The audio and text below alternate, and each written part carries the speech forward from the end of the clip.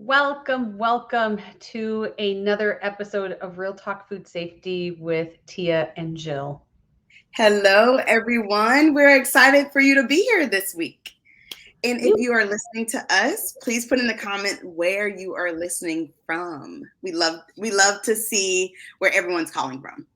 yeah, and you know what's funny? I don't know if we ever share where we're calling in from, because coming up we'll be calling from a few different locations. But like I'm Ooh, north of Minneapolis. yes, and I am in Baltimore. Hmm. So we're in two different locations. We are. So we're hoping to hear where you're from as well. So make sure you Yes, share that. And if it's whether it's live or replay, like we'd love to know and we'd love to be able to interact with you. So join in the comments. That's why we do this. yes, absolutely. So yeah, we're super excited for you to be here and we're super excited about our topic today. Oh, we are. I Self-awareness. know. Self-awareness. I love that.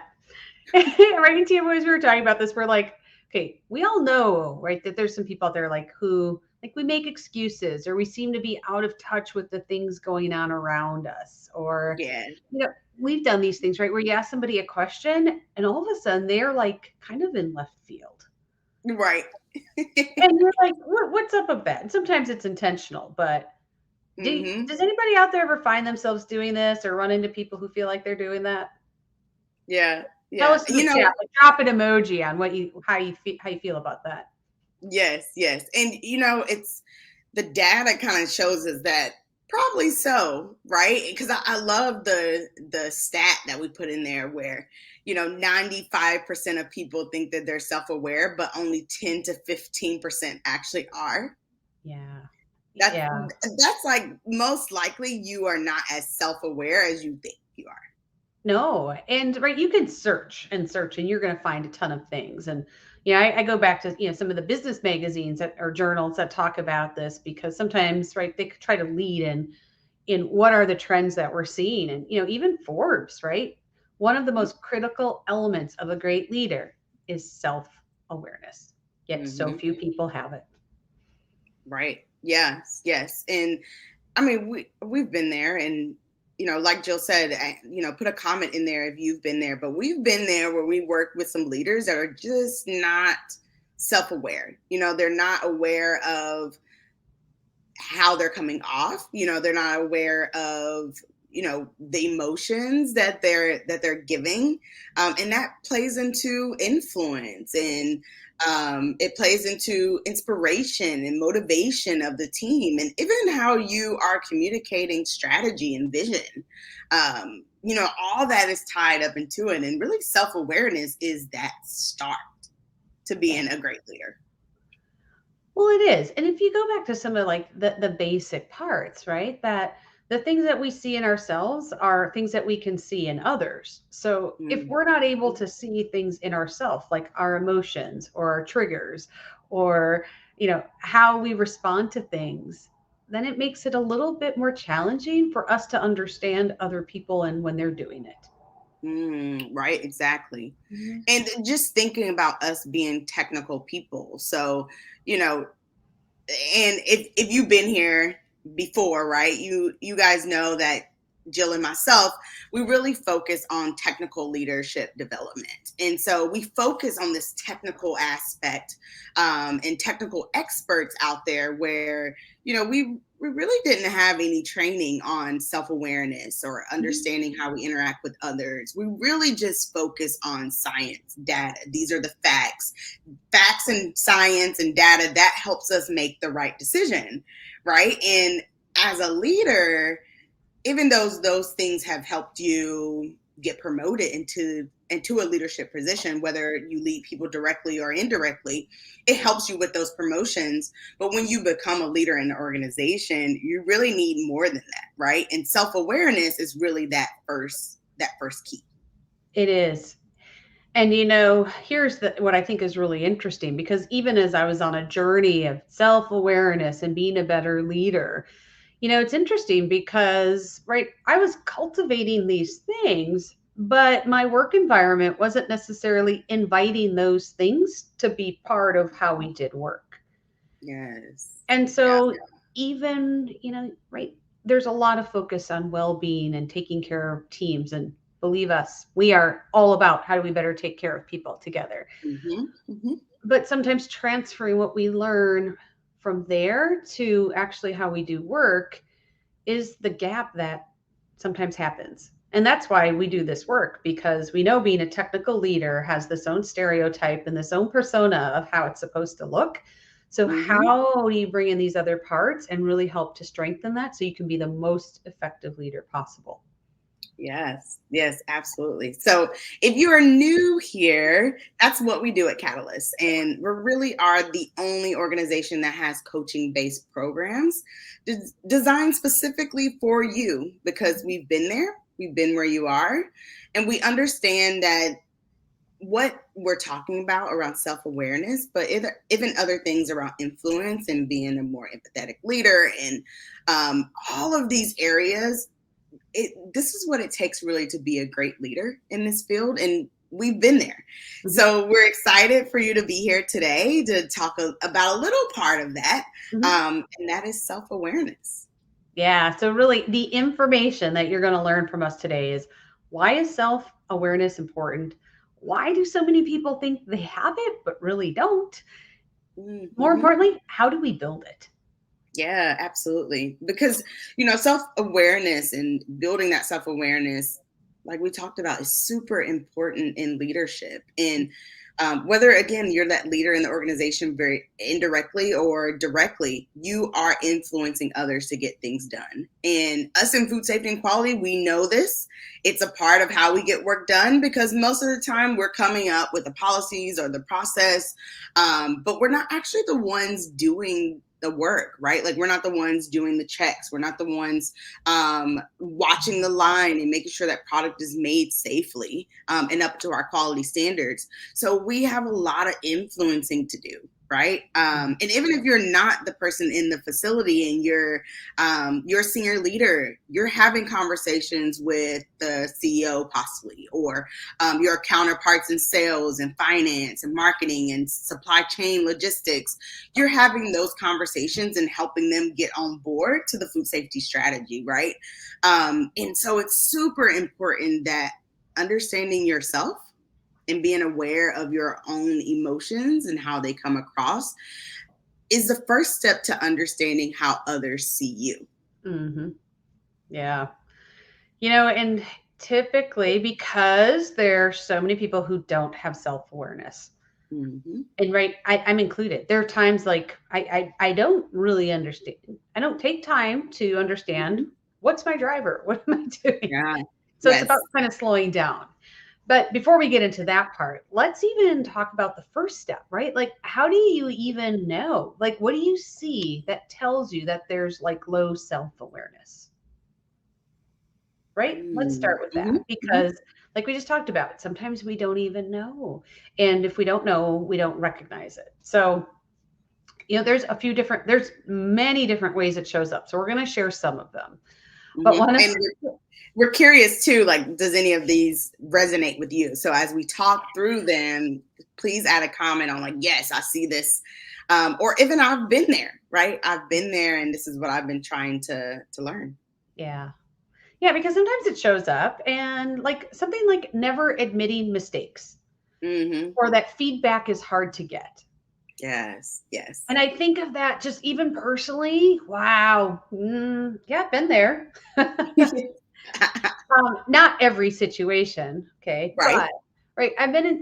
I certainly can remember I've been in situations where, where something has come up and I'm kind of like, I don't know if I don't want that feedback from you. Like, Mm-hmm. I'm data driven, I'm telling you the science. I really wasn't recognizing that, like, internally, I could feel like things weren't working and that frustration, but I wasn't open to getting the feedback to help me be a little more self aware.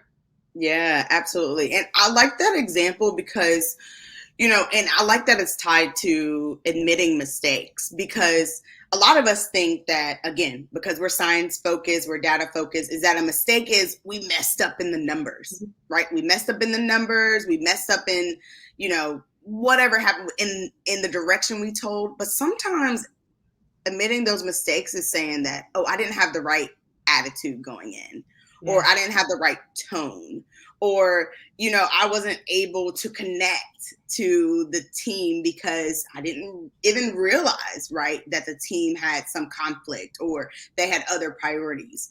Even that is admitting mistakes, Mhm. right? But it's on the people side. And I feel like as technical leaders, sometimes we miss that. Yeah. And I can even think about, just even self-awareness. Like I remember, yeah, I've run into a person where they were really like, I need to move. I'm ready to be promoted. I'm ready to move in this spot. And it was like, gosh, like I don't want to have to give you the hard feedback, but they didn't have any self-awareness that they actually weren't ready for that. Right. Yes. And that we're going to talk about that next time. But I think even that's one way that it kind of shows up where we feel like, darn it, I am ready for that, but we don't have the Mhm. awareness that there's perhaps more involved with that role or those responsibilities than we truly understand. And we're not opening ourselves to recognize that.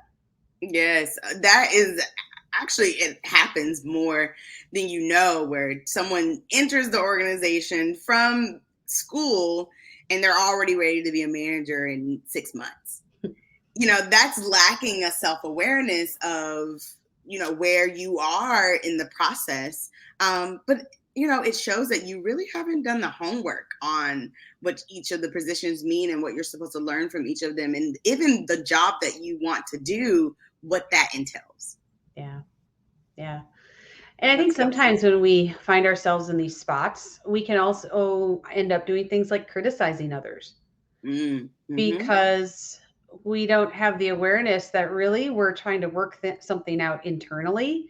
And so what we do is instead of recognizing that we have a space to expand and grow, we often will criticize others that maybe are, in that spot that we want or aren't seeing it the way that we think it should be. Yeah. I like that one, where it's like you think that it should be a certain way and the rest of your team, or want it to look a little differently, and instead of embracing that change, or even exploring that difference, you criticize. Yeah. And I would say, I mean, I remember being in a spot where, like, culturally, the relationship, and I know a lot of people run into this between food safety and ops, isn't always ideal. And there's Mm-hmm. definitely some groups that they've made really great headway and they're doing great strides there. But there's still many that are still kind of in, I'm going to say, the old kind of controversial relationship. And Yeah. sometimes that's where we can see this criticizing. And it's sometimes even environmentally kind of that it's happening, but we don't have the awareness because like it's where we're stuck doing it. Right. Exactly. So Exactly. even being Yes. able to pause and go, wow, what I give reflects back to me. So I'm criticizing them, they're criticizing me. Mm-hmm. Right, exactly. And in order for things to work, right, that relationship first of all has to be repaired. It has to work well. So if you find yourself in, like, everyone's criticizing, Mhm. again, that first step is to look at yourself. How can you help? How can you help the situation? How can you help kind of mend those fences? Or even if you're joining an organization, right? Like, how do you start on the right foot, where Mhm. you're creating this environment of feedback, right, versus criticizing. Yeah, that's really being part of the solution versus being like part of the problem. And that's Right, part of the exactly. self-awareness of understanding, like, where am I sitting in these two in relation to this? Right, exactly. Mhm. Another way that low self-awareness shows up is avoiding hard decisions. Hmm. When a decision needs to be made, but you find yourself avoiding it. You Mm. know, I like to think that I'm self-aware in avoiding hard decisions because I know that I'm avoiding them. Where it's like, I need to have a conversation with this person, right? Like, just thinking about, through my career, and sometimes you're like, today's not the day to have that hard Mhm. decision, right? Because I'm aware of it. But that's something to think about. Like, if you need to have a hard conversation and it's been weeks and you're putting it off, or it's been multiple days, then and you don't realize why you're doing it. You're just avoiding it, right? Like you just Yeah. don't want to have that conversation at all. And a lot of people like to say, well, I really don't like conflict, or I don't like having difficult conversations. Not avoiding those situations really shows to other people, right, that you don't know how to handle hard decisions, and that you don't know how to handle hard processes, and you don't come up with solutions. Mhm. And I think that's the self-awareness part, to Yeah. understand, like, how does that even come off to other people, and what Mhm. is the person that you need to have that difficult conversation with, what are they thinking? Yeah, and I think when we start peeling back the layers on that one, really, what is it beneath that? Because, Mm-hmm. that kind of relates to another one, which is about kind of avoiding your real feelings. Yeah. Because usually with a hard decision, we've created a story about it, right? Like it's hard or it's a hard Mm-hmm. conversation. And what is the story we're telling ourselves that we've already judged it to be hard? What Mm-hmm. if it's a decision that gives freedom? What if it's a conversation that we're exploring? But usually, when we say something's hard, the feelings underneath that, the basic things we all fear are like being alone, being unworthy, and being unlovable. So, Mm-hmm. and you may not get to that layer right away, but what are the things? Like, oh gosh, someone might be mad at me. Oh gosh, someone might not agree with my decision. Oh no, what if they don't like this? Yes, You need to yes. get to those real feelings because those are the parts that help you through those things that we've, judged or are calling Mhm. hard. But it's also when you're in, in a situation where all of a sudden your emotional response maybe doesn't match the situation because you're out of touch with what are Yes. you really feeling. Yes, exactly. And that story, it grows over time, right? So, like, in the beginning, you're like, oh, I feel like that person is not going to like what I have to say. That's the story you're telling yourself, whether you know it to be true or not. Oh, that person is not going to like what I have to say. And then a week later, you're like, oh, this person is not going to like working with me after I tell them. And then that story continues to grow, grow, grow. When, like you said, if you look at where it started, it's really based on you and your Yeah, feelings. your self-awareness. Mm-hmm. Yeah. Yeah, absolutely. That I think that's a common one, especially from people that quote unquote like to avoid conflict. It's Mm-hmm. because they have these real feelings in those situations. And I would say the difficult conversations that I've had in my career, I would say 95% of them feel so much better coming out on the other end, where we had a conversation around it, and that story I was telling myself turned out to not be true. Mm, Because at the end of the day, we're all working towards a common goal, and we're working towards we all want to work in an environment where we're getting product out the door safely, high quality, in whatever role that we're playing in, mhm. right? And that we're selling our product, right, in the food and beverage industry. So we're all trying to work towards that goal. And so, I would say coming in with positive intent is such a huge piece. And almost always in those situations, I had elevated it in my mind Mm. due to the story that I was telling myself. Yeah, that's definitely an area that helps us understand when we need to look at this self-awareness when we have those stories Hmm. and where we're not really connecting with our true feelings. So, like I can think of, there was a time when I was really kind of frustrated and challenged in a role, like not just for like a week, like we're talking about like months, years, right? And it was really interesting because in my head, the story I was telling myself was, well, this is fine. I'm fine. I'm fine. I can get through this. There's hard times, right? Um, Hmm.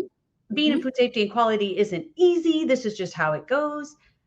What I didn't realize, what I was distracting myself with things. Like I would just go through the motions on some things, or, um, you know, sometimes I would even avoid it. Like, we've all gotten stuck in the whole like, binge watch a series or scrolling online for hours, or, Yes. when my, Friday night glass of wine turned into like a Tuesday night, Wednesday night. Like, those are things that were signals for me. Like, I was not being self aware.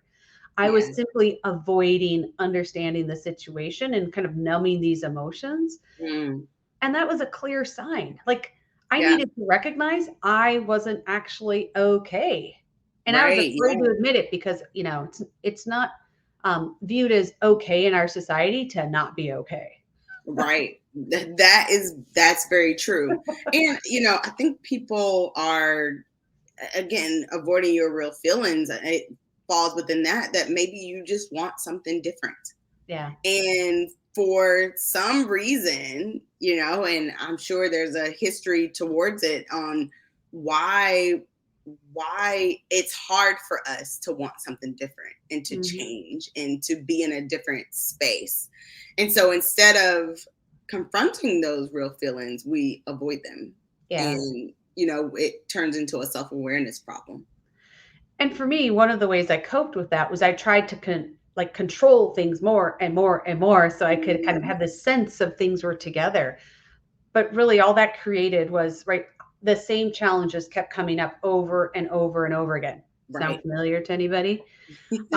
Because really all I had done, because I wasn't willing to have some self-awareness or understand how to do it, I was Hmm. just creating an illusion of control, and it wasn't helping me move forward. Yes, yes. That's a big one. That's a big one. Hmm. Another way is worrying about the future or stuck in the past. Yeah. Like where you're stuck on the way things used to be, or you're so worried about the future Hmm. that you can't make decisions, you can't move forward, or you're almost trying to predict the future in a Hmm. way that's worrisome. Like it's not like strategy planning, right? But it's more like you're worried about what's going to happen or what's going to come, or where you're going to be in. Yeah. And those are classic examples of lacking self-awareness, because Mhm. self-awareness really implies that we're kind of in this moment to be able to connect with, yeah, how are we feeling, how are what are we doing, what are we sensing. And when we're Right. always forward or we're behind thinking about what's going on, we're not here. Right. And so that's Yes. a really strong clue that if we're if you're spending a lot of time worrying about what's going to happen, and will they get it right, and will they follow it, and oh my gosh, what happens when we add on this line and this expansion, blah, all that stuff. Or if you're so worried about, like, well, this is how we used to do it, this is how it used to always work, or why can't we just do it this way? Those are really clear signs that you need to think about how do you get back here into this present so that you can be more effective. Yeah. Yeah. It's funny when you have conversations even with people who are stuck in that path, in the past, or even in the future, Yeah. worrying about the future, where it's like asking the question on what are you scared about? What are you nervous about? Like, how why why do you not want things to change, right, Mhm. from the past? Having people kind of think through, like, man, what is it about me, if I was stuck in the past, what is it about this situation that's causing me to have some type of emotional response? And that Mhm. could be scared, that could be sad, that could be, it could be all of these things where it's like, or concern. It could even be concerned that if we change things, if things get moved around, then something is going to go Mhm. wrong. Or maybe I won't be as valuable, Yeah. right? Like, oh, we're going to put in automation. Maybe I won't be as valuable anymore. Yeah, and I think it really plays into what Chelsea, what you just shared, right? Fear is really kind of a tough place to sit when you're Yeah. in leadership, Hmm. because it's a space that usually is more about constraints than freedom, because it comes from a place of fear versus a place of curiosity and options and possibilities. Right. And, I Yeah. think it's really interesting. And when we do a little prep for the show because we value your time and we don't want to just sit up here and ramble. But when we were kind of talking about the self awareness, Tia was laughing because I was like, this goes back to our prehistoric lizard brain, which sounds funny, but right, our brains have developed in stages. And this one that guides us on many things fails miserably at self awareness Mm-hmm. because self-awareness is linked to these primal fears that we just talked about. Like, what if I am unworthy? What if I'm unlovable? Like, our Right. brain doesn't want to process that. Yes. And so that's why we get blinders when it comes to self-awareness, because those are qualities that aren't seemed as helping us with survival. Right. Yes. Yes. It's something that to that point, and really about fear-based decision in management, there is a lot of fear, I think, that's out there from a management standpoint, but we're not allowed to voice that even, Mhm. right? We're not allowed to sit in it and understand where it's coming from, because you're supposed to know everything, right? You're supposed to know everything. And if you don't know one thing, you're going to get fired. Right? Like that's the story that people tell themselves. And I mean, I don't know why. Maybe, you know, I don't know, maybe it come from like the automotive industry. Maybe the automotive industry was tough, like once manufacturing kind of got up and going, and really just thinking about it from a United States standpoint. But maybe that's where it comes from, on like, it was really hard being in management and there was a fear of making the wrong decisions. And, we like to think that some of that culture has changed, right? And in reality, it needs to, in order for us to be strong leaders, because we have to be free to make those decisions. We have to know ourselves when we have that fear, to be able to identify it and understand where it's coming from, so that you can make decisions that's not based on fear or anxiety or Mhm. pressure, right, Yeah. from someone else.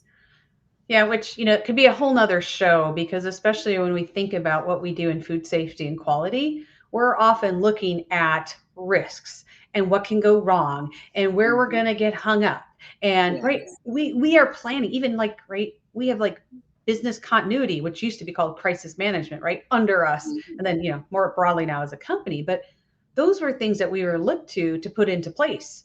Food defense, food adulteration, like all of these things. And so we kind of are in this field where we look at these fear-based things. So how do we also bring in some of the other side, and this is part of the self-awareness, to know how we approach it and present it, so that we Mm-hmm. also think about possibilities and the freedom that comes with some of these things that we are charged with, really helping the organization with. Yeah. Yes.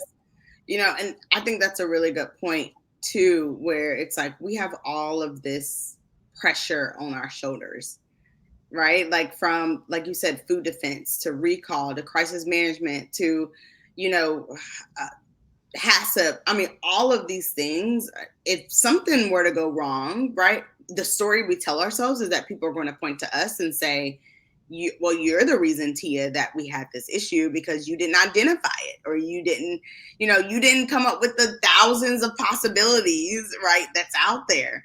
Mhm. And so I think that's something around self-awareness, to understand that, okay, I feel this high anxiety, I feel this pressure, I feel this fear when I'm in my role because of those things. And then Mhm. you're able to make a different decision once you have identified that root cause, right? Mhm. Yeah.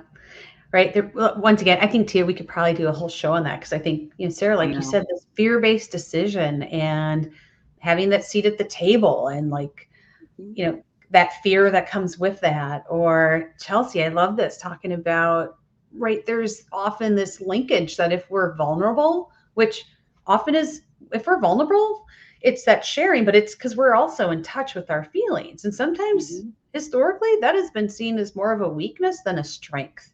Right. And Right. yet, there are some really powerful stories. And I wish I remember the gentleman's name who had been at Starbucks, left for a while, and then he came back. But I just read a story about him, and he when he came back, he was actually crying on stage because he felt such responsibility and he was so committed to doing the right steps and supporting all of his team members that that weight was so heavy on him. And he shared that with his group. And while Yes. a lot of times people are like, wow, there's no place for tears in business, the response that he received from, I think that he said he got like over 5,000 emails in the next 2 days from team members that were like, thank you for being authentic.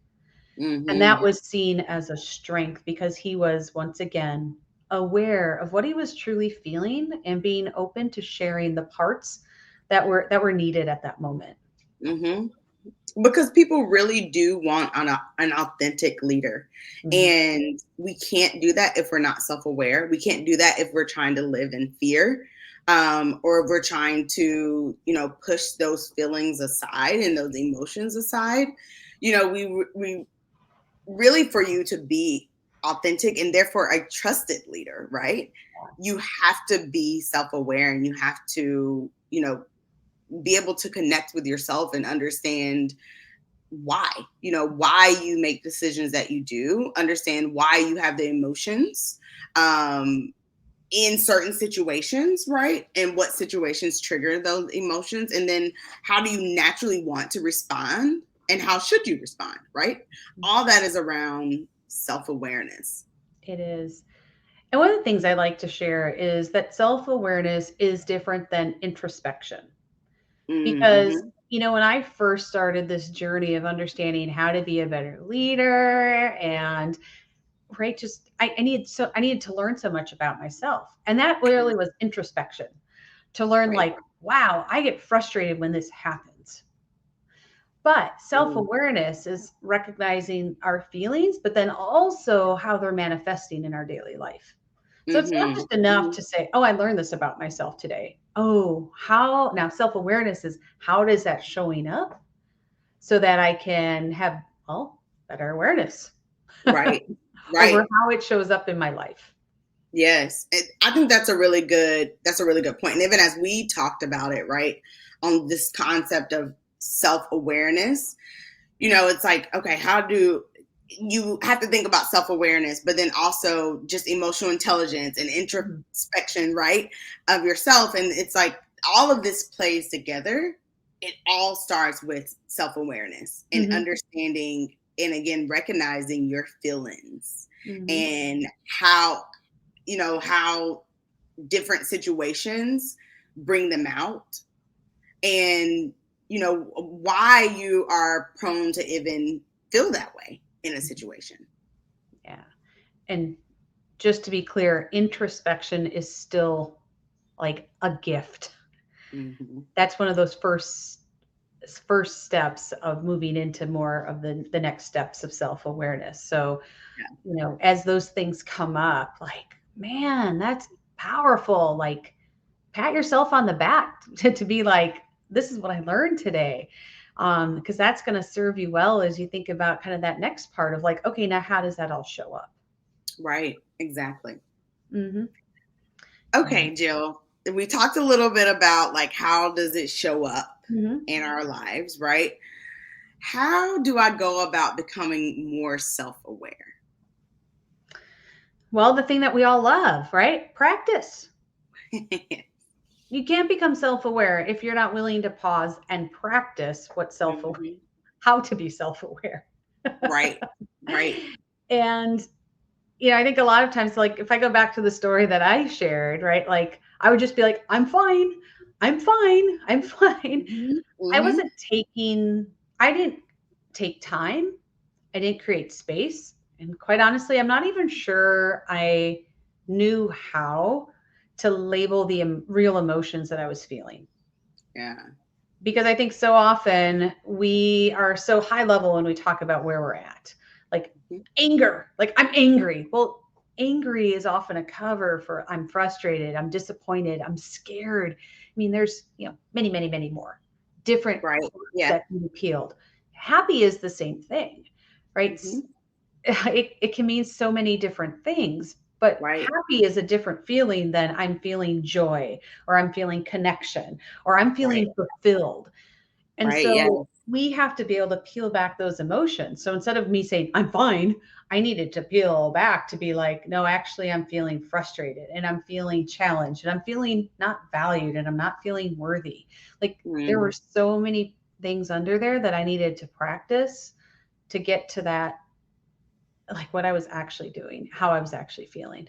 Yes. Yes. And you're right. It does. It takes practice to be able to do that. And a lot of it has to do with pausing, right? Mm. Pausing and saying, okay, how am I feeling in this moment?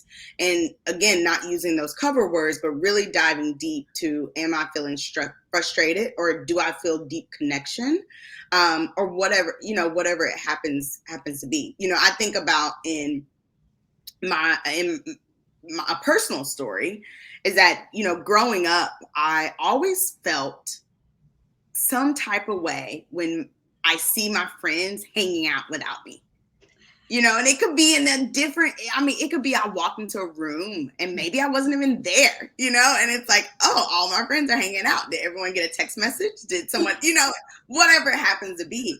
And I remember and it was sometime in college, which obviously as you get older, the situations become a little bit more mature.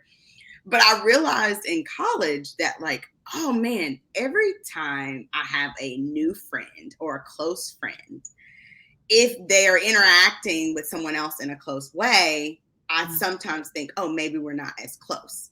Or I will have like these feelings of, maybe it was, maybe I don't even know how to label it, but maybe it was more like a disconnection, or um I don't know. It was a feeling that I got, but I realized that that had to do with me, and Mhm. it had nothing to do with my friends who didn't even realize it, right? And I Mhm. actually, I don't think I ever even told any of my friends, so you guys know before any of my other friends. But it's nothing that I confronted or anything. But I don't think I really realized it until I was adult. Of like, oh man, because I value personal connections so much, Mm. that if I felt like that personal connection was jeopardized, or broken, or wasn't what I thought it was, right? And again, it's a story that I'm telling myself in my head. I will feel some type of way about it. And then, so I had to realize just myself on like, man, Tia, you're responding to these situations that is not even real, but it's like, I had to confront that feeling in myself. And so now, in college now, it's been many, many years ago. But now it's like, I recognize those things in me. And Mm. now they manifest differently in my life than they did when I was a child or a young adult. And Mm. so I even see that in my professional life, where it's like, when am I having an emotion that's common, right? It could be common through different stages or different situations, or even like some of the things that we pointed out where low self esteem kind of manifests itself. Am I dealing with the same type of challenges? Am I feeling frustrated every day when this person walks in the room, or I'm having a conversation around a topic and I'm always feeling frustrated, or I'm always feeling disappointed? Then there's something in myself that I need to realize what's happening. And Mhm. I still kind of learned from that situation where it's like, okay, something's not right within me that I need to figure out. And that honestly takes practice to get Oh there. gosh, yeah. Tia, no, I think that's a powerful story because like we feel the flare up, but Hmm. sometimes we don't know what to do with it, Yeah. or that we can go further into it. And I love how you brought in that tied to your values. Many times our strongest emotions when they flare up are because we're feeling something related to our values. Like Hmm. something, like if you're angry, usually that's a value that's been rubbed wrong. Right. Or if you're, and it's because, right? Maybe it's because someone's trying to take away your freedom, or maybe they're not being respectful, or maybe they're not being inclusive. Whatever your values are, usually Mhm. it's a sign that something is just not sitting right.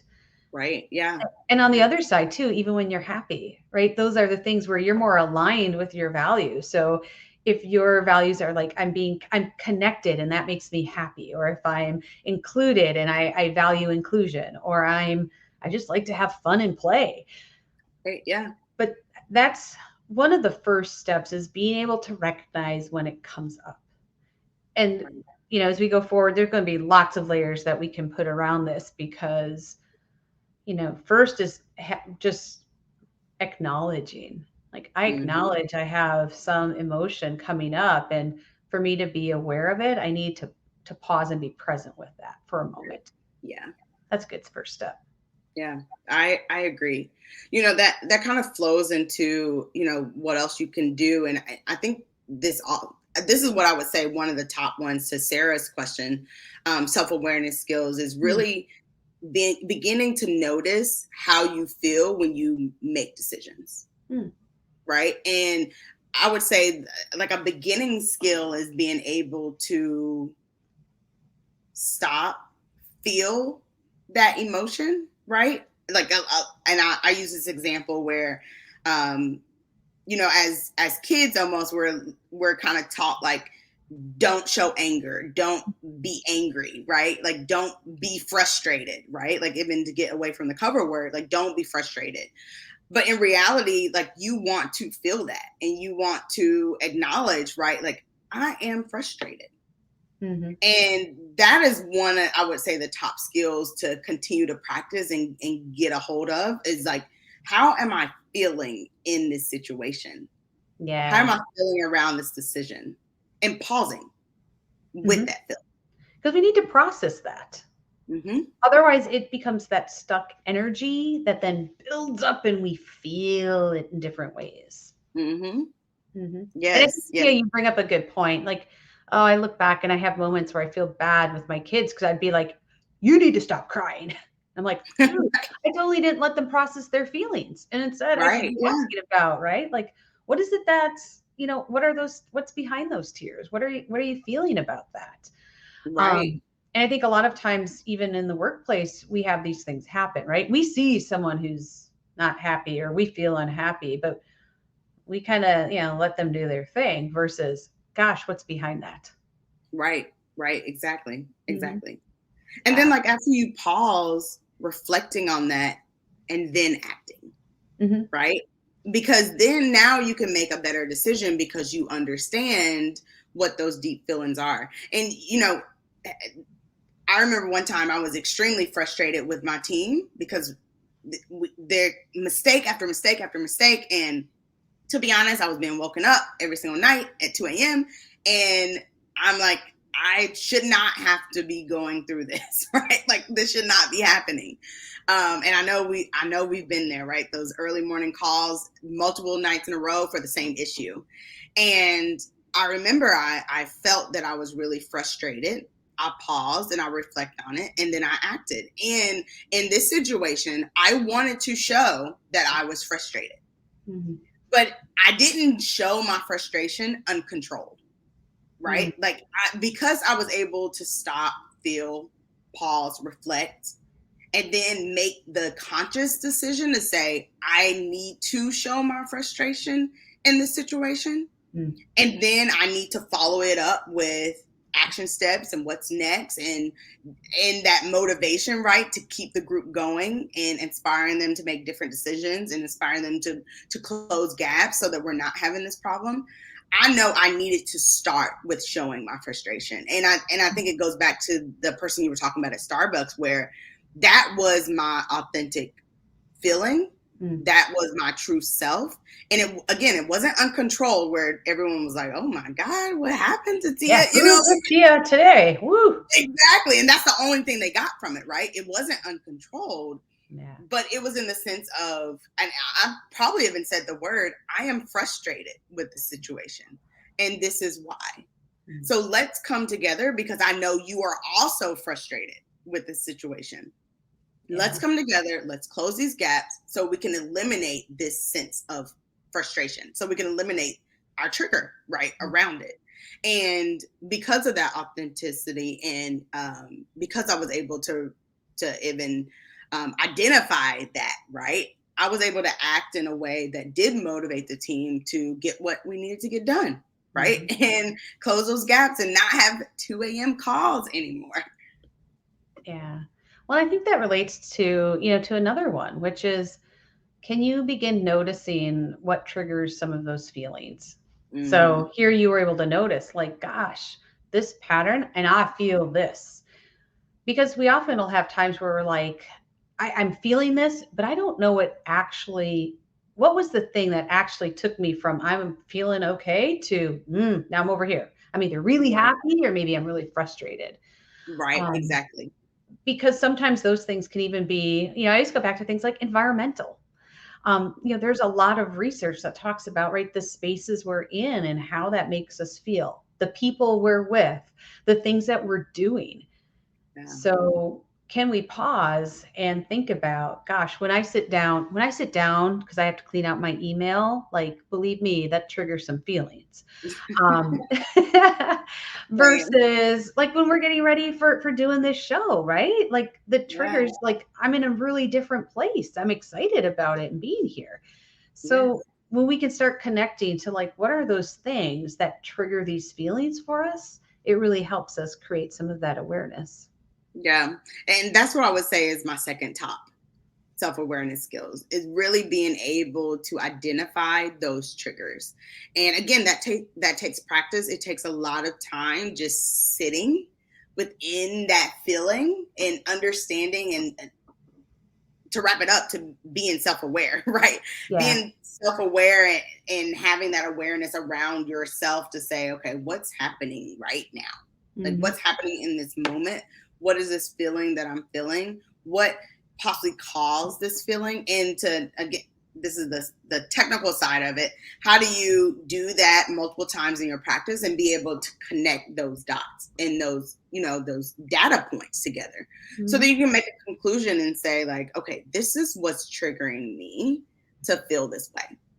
Yeah. In my example about my friends, one data point probably wouldn't have got me there, but Mhm. because I've paid attention over time, I was able to say, oh, this is what's triggering that feeling.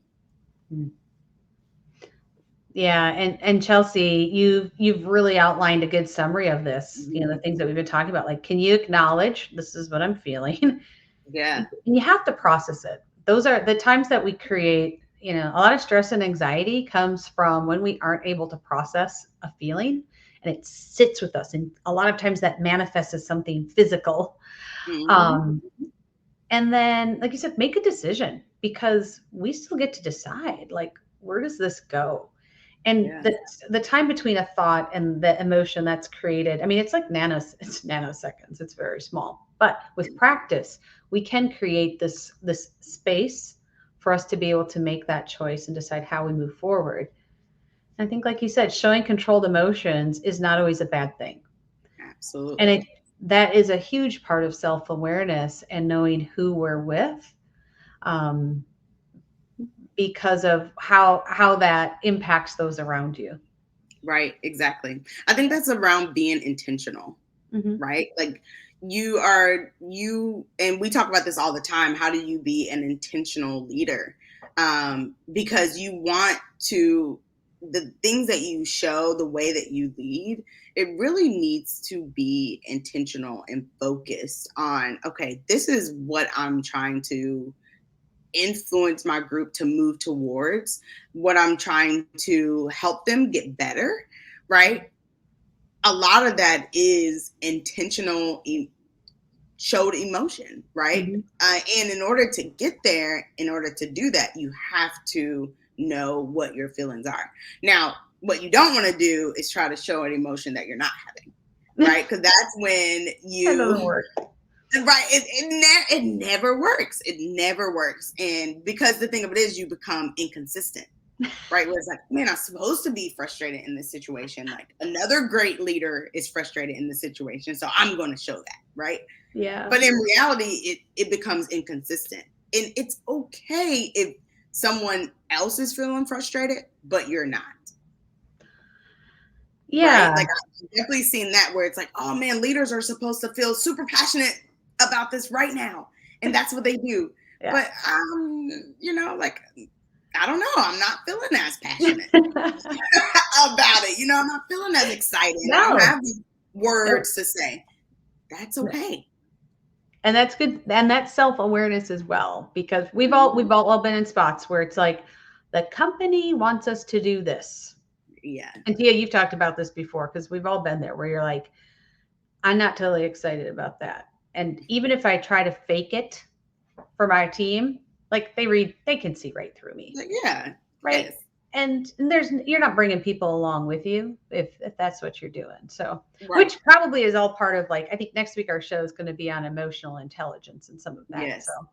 Mm-hmm. yeah, Yeah. So we'll talk a little bit about that. we will. And I think another part of self awareness, just to throw this in there, because I know we're coming down to the end of our time, but we can do a lot of practicing, and it does take practice, and it takes intention to say, I'm going to pause, or I'm going to stop for just 1 minute and see if I can breathe and feel what this is. Mm-hmm. Sometimes that can also be challenging.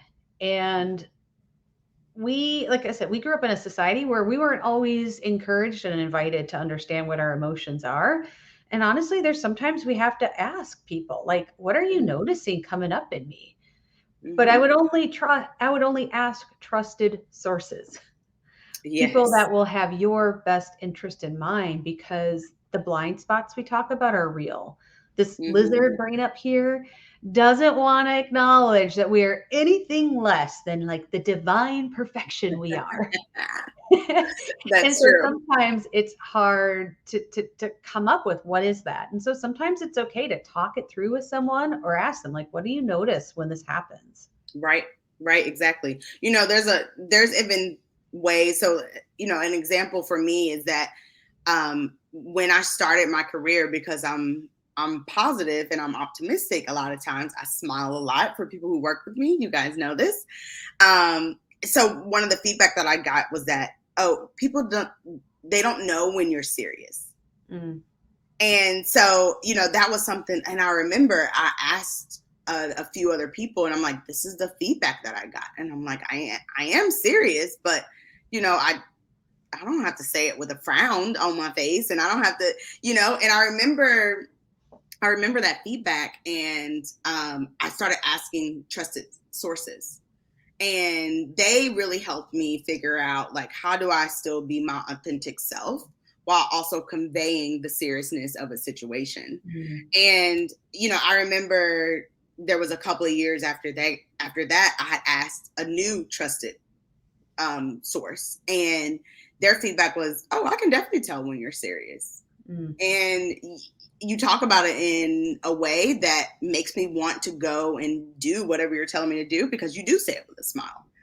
And so I knew at that point, I'm like, okay, I've kind of somewhat mastered what that person was trying to tell me at the beginning of my career, because now it's like, and it's funny, my whole team would say, like, Tia is going to definitely set you on the right path, and she's going to tell you, like, you need to get back on the right path, but she's going to say it with a smile, and you're going to want to do what she told you to do, because she was able to communicate it in a way that made me feel great about it, versus like I'm getting yelled at, or that frustration again is coming out. So I really appreciated that feedback, but it goes into like asking people and taking on that feedback and really I had to pause with it.